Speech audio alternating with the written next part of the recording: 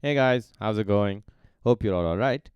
So in this video, we're going to learn how to construct a network diagram, which is then used to perform our critical path analysis. And this process has 4 steps in it. And as you can see, they're all lined up here. And the first step in this process of critical path analysis is to identify what is the company trying to do. So the project at hand and its objective, which will obviously include the deadline with it. So replacing an old machine in 3 weeks, that's something that you could see in your exam as being the objective of a project. Then the second step is to identify what are the tasks or what are the activities that are involved in completing this project. So in order to replace the old machine, you will need to order a new one, get the old one out, and of course you're going to have to train your workers on the new machine. So those are the steps that you identify as being part of that project. But if you notice that these three are not in their logical order. I mean, you cannot install a new machine before removing an old one. So the third step is making sure that then all the tasks that you've identified are in their correct logical sequence, which means that first you will need to remove the old machine, then install the new machine, and only then can you bring your workers in for training. So that's the third step. And usually in most of your exams, if not all, the first 3 steps are done and you are given the activities that are at hand and the duration it will take to complete each. And you're usually asked to perform some part or all of the step number 4, which is to identify the critical path, which is the shortest time it will take you to finish the project of replacing the old machine by using a network diagram. So this network diagram that we'll see will have 2 shapes in it, and this is a key to the whole concept. Now the first shape that we will see throughout our diagrams is called a node. Okay, and it looks like this. It's a circle in 3 parts. The left side a full semicircle, right side divided into 2 halves. Why we do this, we'll get to it very soon. Now why is this shape or why is the node needed in this diagram? Well, whenever you use a node, you're trying to show 2 things. One is that an activity is starting from that point. And very soon this will make sense. So just remember this, that whenever you're starting an activity such as installing the new machine, that's where you will make a node to indicate that this is where you are starting that activity. Or this node is also used whenever an activity is ending. So whenever you finish the task of installing new machines, you will also make a node. The second shape that you will see is a straight line, which is what we use to show the activity that we're talking about. Okay, so these two you will see that collectively will make our network diagram. So this table is what the combination of step 1, 2 and 3 would look like. We have the activity or the task here. The project at hand is planning and producing new designs. That was step 1. Step 2 was identifying all the things that you'll have to do to finish this project, which was new designs, researched and prepared, approval by directors, obtaining materials. So all of these things, these 6 activities will be required to finish this project. And step 3 was to put them in their correct logical sequence. So activity A, which is the first activity, is new designs researched and prepared. Now first you do the research and then you send it for approvals by the director. So this is in the correct logical sequence. Once the approval has been received, only then can you decide how much material and labor you'll need and the cost of that. Then you prepare for your drawings and the production employees to start coming up with the new production processes. Then you obtain the new materials for the new designs once all the costing and the preparation and the designing process has been completed. And once you've gotten all the materials, then you go to produce the samples for the new design. So if we read through this makes sense, and that's where CPA, the first advantage of CPA using this technique is that it makes it clear what are the things that you have to do and in exactly what sequence you'll have to do. And we'll use this information when we have to write an essay answer on this topic. Now this table that you see is you will be always given in this detail. These 4 parts will always be provided to you. And what we see here are, first of all, the activity column, which you can see this A, F, A, B all the way to F. So there are 6 activities in this project. Each activity has also been defined there as we've just seen. Additionally, you'll always be given the duration. It might be in weeks, it might be in days, but they will all be the same unit. So we can see here, for example, that doing the research and preparation for designs will take this project 12 weeks, first activity. Then the second one, B, will take 1, 4, 2, 5, and 2, the last one. The most important part of this table is this sequence. Sequence may also appear as preceding activities in some papers, so do not get confused there. Now, what this tells you is that what are the activities that need to be finished before you can start this activity. Now, notice here for activity A, there's a blank. If it's a blank, that means nothing needs to be done before A, which will make A the very first activity of our project. Okay.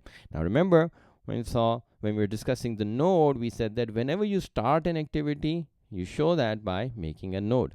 And that's what we're going to do here. We'll make a node right at the start of our diagram. And whenever you make a node, number it right away. Since this is our first node, we will call it number 1. Okay.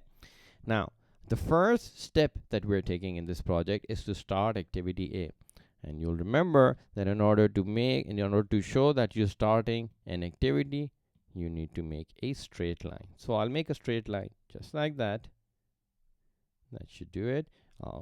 Let's see if I can make it a little bit more visible. There we go.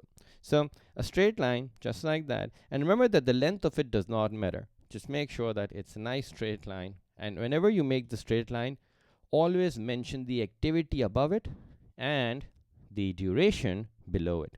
So the activity was A, the duration was 12. So what I'm going to do here is that I'm going to write A above it and 12 below it.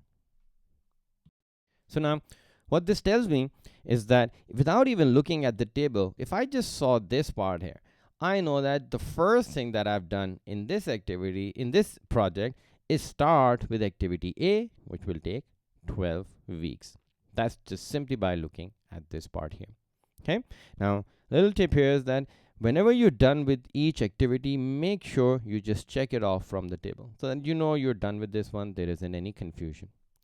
Then after A, of course, comes activity B.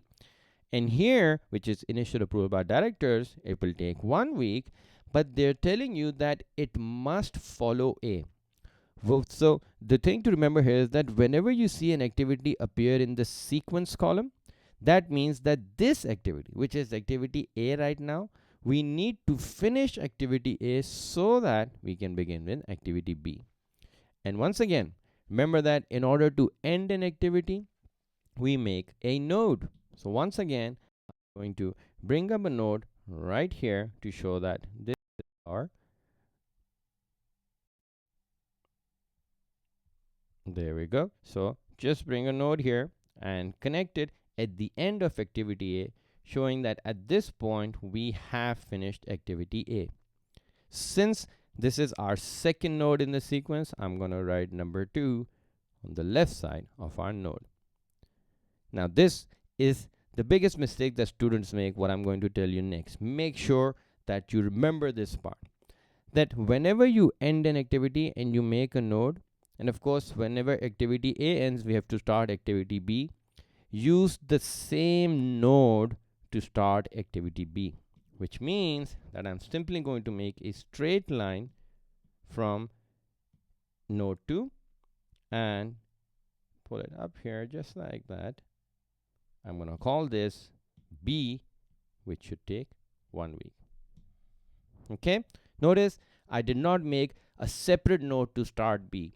All I've done is I've used the same node to indicate that as soon as A ends, we started with B, which will take 1 week. All right, once again, we'll check off B from our list and we'll go to C. Now this should become easier for you. C, which is costing of materials and labor, which will take 4 weeks, must follow B's. Once again, as soon as this appears, activity B, it appears in the sequence column, we need to end this activity. So I'm going to pull up another node right at the end of activity B, just so. Call it node 3. And you'll remember, all you got to do is stretch a straight line just like that. And I'm going to call this C, which will take me 4 weeks. Okay, please remember that the length of these lines have no significance, but just make sure that each node is after the last one. So don't make node 3 over here or above it even. Make sure it is after it. Okay, so I'm done with C. Now comes D. D, which is preparation for detailed drawings, will 2 weeks, must follow B. Now this is the whole point of the CPA diagram, is that if we can do certain things together, we should do that. And we can clearly see here that as soon as B ended, we could start with C. And the instructions are that as soon as B ends, you should also start with D. So from node 3, which is where we started C, the instructions are saying we should start D from here as well. So what you do at this point is either from above node 3 or below the node 3, whatever you prefer. I'm going to go above like that. And just like that, I'm going to stretch out a line which indicates that this is activity D, which will take 2 weeks, and I check it off. All right. So the clue here is that if you see the same activity in multiple sequence columns, that means there are multiple activities starting from that node. So since node 3 was where we started with C, we could also start with D from node 3. Okay, let's move on. Now activity E, which requires 5 weeks, must follow C. So we need to end C here, and hope you've guessed it by now, we need to end activity C by making a node. So I bring another node here, and don't worry about D above us, let it be for now. There aren't any instructions yet to end D. So this is my node 4, and node 4 requires me to end C and start with activity E. So I'm going to make a line just like that. Once again, label it correctly, E, and 5 weeks. Now we get to our last one, which is activity F, producing samples, takes 2 weeks, must follow D and E. Okay, now do not be alarmed. Just follow what you know, follow your instinct, whatever we've done so far, follow the process. In order to start F, we need to finish D and E both.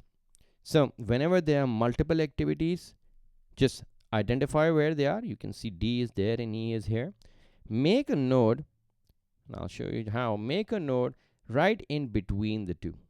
So I'm going to take a node here. I'm going to make it like that. And one thing I'm going to do is I'm going to connect E here. Oops, I'm going to make proper line here. So E gets connected here, which indicates that E has ended here. And all I got to do is take activity D and stretch it out all the way here. Okay, that's it. Because now what my instructions were saying is that whenever you end E and D, which is what we've done here, you can then start with activity F. And once again, my simple action of writing the activity on top, the duration of 2 below it, check activity off, and this was my 5th node. Okay, I'll repeat it once again.